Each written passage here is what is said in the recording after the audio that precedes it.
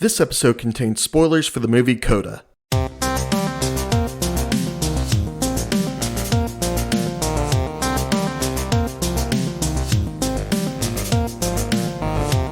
Hello and welcome back to another episode of the Cinephile Gamers Podcast. I am your host, Bo Smith, and I've got another Oscar movie coming your way, and I realize you might be tired of them, but this is only number 4 of 10, and the Oscars is March 27th.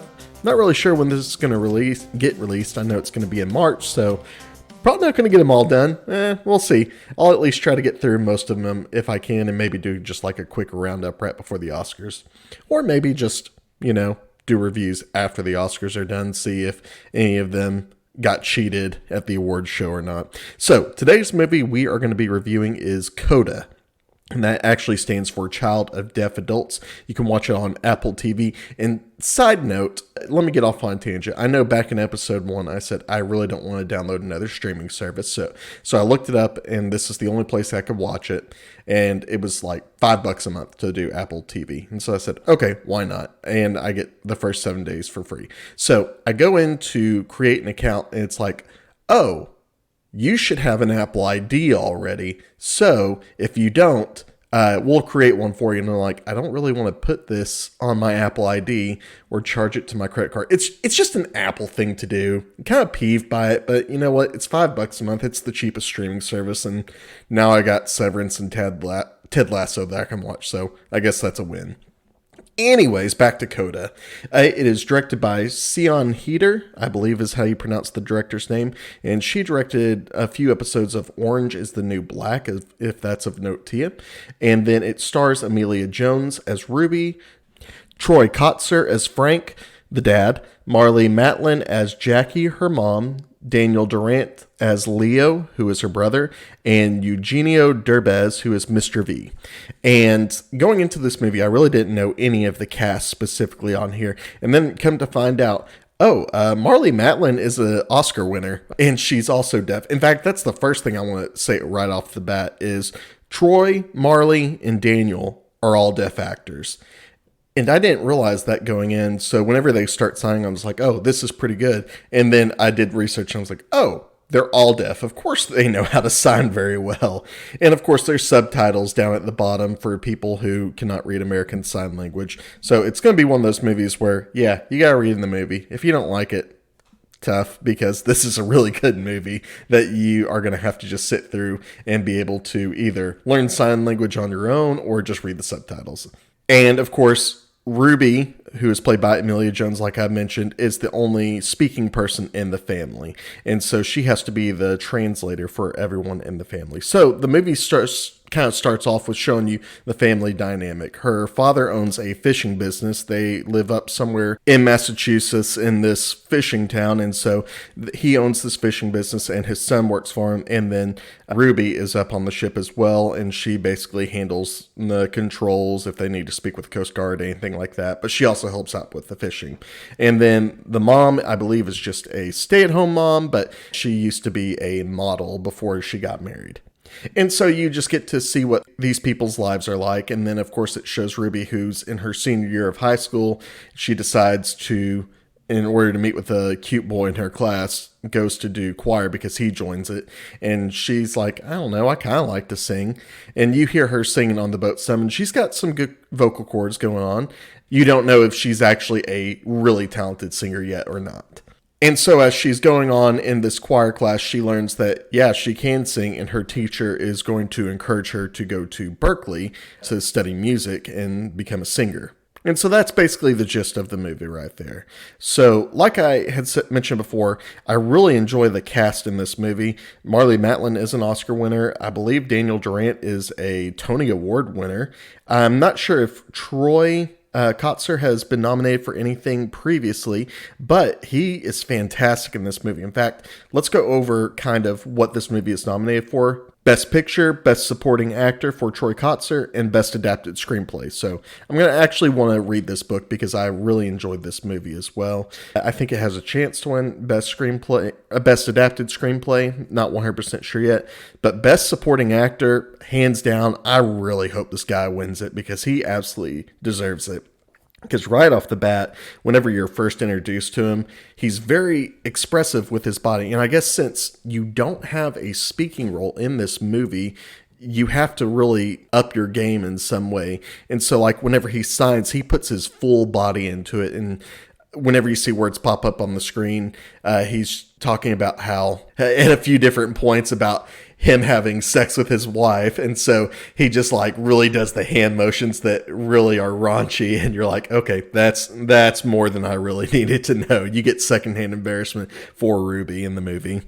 But what I really like about this movie is the attention to detail on some of the smaller things. Like in this movie, whenever she is doing her music lessons with her teacher, she had mentioned that because she was born into a deaf family, she's the only one who hears, she didn't grow up talking, so she knows she talked weird growing up, and so it made her a little bit more sheltered, a little bit more shy to reach out. And this family doesn't connect with pretty much anyone outside of their own little niche group, just because everyone else is able to hear. No one else really knows sign language except for Ruby, and her friend only knows just a few basic things. What I also really appreciate too is, as someone who did choir growing up and has continued doing singing off and on, I really like the music theory in this movie. I guess it wouldn't be music theory, but some of the actual musical parts of this movie. And I don't mean like the actual performances, although they are great, but some of the nuances of those performances, such as whenever they are in choir class, whenever they sing, you can kind of tell they're like high school students, and that, yeah, they sound good, but they might hold back a little bit or sound softer just because they're embarrassed to sing out loud, that sort of thing. There's even a good part later on in the movie where Ruby, in her music lessons with Mr. V, she tries to do this song. What is the name of that song? Oh, it's Both Sides Now by Joni Mitchell, which is a very soulful song in the movie. And as she's practicing, she's doing her best to like try to hit the notes and just make it sound pretty, but you can tell it's kind of forced, it's kind of strained. And so Mr. V goes, singing, it's not always going to be pretty. Sometimes you just kind of have to let out a loud guttural sound. And so he's telling her to just like make the ugliest sound you can. And so she goes, and he said, no, I need it louder. And then they keep going back and forth with each other, just both making like these loud, obnoxious noises. And he goes, now sing. And then she just starts belting out these notes with no holding back whatsoever. And I'm like, wow. That is definitely something an experienced music teacher would do, and it produces the right results that you would see. So that's something that I really, really appreciate as someone who loves to do choir or sing or performance. It's just something I was like, that is really good attention to detail on there. By the way, Mr. V in this movie, Eugenio Derbez, has some great moments. He's kind of that flamboyant choir teacher that really enjoys his craft and wants everyone else to respect it as much as he does. Early on in the movie, whenever Ruby goes in to do choir, she runs out on her initial audition because she's afraid to sing in front of everyone else. And so whenever she goes back in with Mr. V, he tries to find out why she wants to do choir, and she just goes, I just like to sing. And he goes, do you know what David Bowie said about Bob Dylan? A voice like sand and glue. There are plenty of pretty voices with nothing to say. I want you to find out what you want to say. And so for a lot of the rest of the movie, he starts referring to her as Bob because he doesn't know what she sounds like at first. So it's a funny running joke throughout the movie.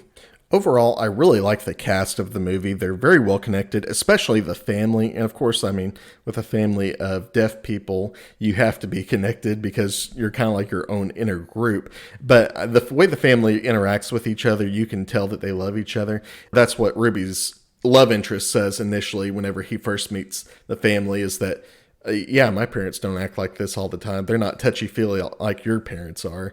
And this seems like a normal household, despite them being deaf. And I also like whenever Ruby and Leo throughout the movie, they keep calling each other names, and of course they sign them. And this is what I really enjoy about sign language is you're not just signing out the letters, you're signing out like a motion or a phrase or something. And so they come up with these really clever insults, and the hand motions to go along with them are super funny, and it always keeps you entertained. All right, so the next part, I'm going to go into detail about the later half of the movie. So spoiler warning ahead. If you have not watched CODA and you really want to go watch it, go ahead, pause this, come right back, and then listen to the spoiler part of this video as well as my final thoughts on the movie too. So later on in the movie, it turns out that they are having to be monitored. The fishing family is having to be monitored on the boat just to make sure everything is going according to plan. And this is the one day Ruby skips out because she gets pissed off with her family the night before. And of course, the inspector tips off the Coast Guard and they get fined, and they're like, you can't be operating unless you have someone who is actually hearing capable on board. That way there's always communication going on between them and the Coast Guard. And so Ruby decides that I have to stick with the family now because this was my fault what happened, and they're never going to find anyone else that will help sign for them, so I'm just going to help them with the family business specifically. But she continues on with the school year, and of course she finishes up her school year with her choir performance. And her parents go into the performance. They don't know what's going on. They sit a little bit too far back from the stage, so they can't read lips at all or see anything, understand what they're singing about. So they just kind of sit in the audience, and of course they cheer, applaud whenever everyone else does. But it's kind of one of those things that there's just such a big disconnect between Ruby and the rest of her family whenever it comes to this. I mean, their only interaction with music is because the dad really enjoys rap music because he can feel the bass in his truck whenever he drives. And so there's the last song that both Ruby and her boyfriend perform together as a duet. And at this point in the song, like halfway through it, the audio just cuts out completely. And you start listening from the family's perspective. It's just dead silence. It's kind of a eerie and sad moment at the same time. And so what you're left is with the dad, Frank, just looking around at the audience, just kind of examining what other people are doing. And he notices all these people crying and just getting really emotional about this performance. And then the last 5 seconds of the song resume. The audio picks back up. And then, of course, you see everyone perform. Later that night, they go home and the dad stays outside and Ruby joins him, and he wants to know what exactly she was singing about. And she explained it, and then he's like, well, can you sing for me right now? I actually want to hear it this time since I'm closer to you. And so she starts singing, and the dad, in order to like feel the vibrations and kind of have that inner eardrum noise go up, he puts his hands on his daughter's throat just to kind of feel the vocal cords. And as she's belting out these notes, he just starts sobbing because he realizes my daughter is really good at singing. It's such a really emotional part of the movie. And so he realizes, she has to get into Berkeley. She has to go study music because this is something she's really good at. And so they end up taking her to her audition that she was going to cancel. And she gets ready to sing her Joni Mitchell song. Her teacher, Mr. V, goes in to help her perform the music. And she messes up initially. And so Mr. V catches it by like misplaying some keys on the piano. He goes, I'm so sorry. That's my fault. I don't have the sheet music in front of me. And so he gets a do-over, but the family, who's not allowed to sit in on the show, goes up to the balcony so they can actually watch their daughter perform. And she notices them up there. And so as soon as the song restarts, she starts signing to them so that way they can know what she's singing about. And it's such a great emotional moment. I kind of get choked up just thinking about it. And you can just see how proud they are of their daughter and that this really means something to them. Long story short, she ends up nailing the audition. She gets to go to Berkeley on a scholarship. And so as she's leaving, she's given her final goodbyes to the family. And they give one last hug, and right as she's pulling out and she runs back to give him one last hug, and then the dad just stops her and says, go. He actually speaks the words go as he's trying to hold back tears as well. This ending, yeah, it is so sweet and sad in that nature, and I absolutely ate it up. Both Mackenzie and I were had tears rolling down her cheeks just watching the ending of this movie. And so it ends with her friend driving her off to Boston. That way she can go attend Berkeley. So overall, I've said what I really need to say earlier in the movie about what I love about these performances, especially with Troy Kotzer's performance, because he has great moments in this movie, just where he signs the most ridiculous things and the most serious moments when he's interacting with Ruby. And I really hope he wins this Best Supporting Actor. And I really think this movie has a strong chance to win Best Picture as well. It's been one of my favorites to watch, right up there with King Richard. So I'm going to give this movie a 9.5 out of 10. It's a must-see movie. You will laugh, you will cry, and if you don't, there is something seriously wrong with you, and I don't know what that would be. So, what did you guys think of the movie CODA? If you have watched it, I'd love to hear your thoughts on it. You can either tweet back at me on the Cinephile Gamers Podcast Twitter, or you can also subscribe to my Patreon account where you can get Discord access as well, and we can talk about both movies and video games. And I promise I'm about to put out a video game podcast here soon. I've decided what I'm going to at least make the initial one on, and plans for the next couple afterwards, and probably make a series for at least one of them. So with that in mind, thanks again guys for listening in. Can't wait to see you on the next episode.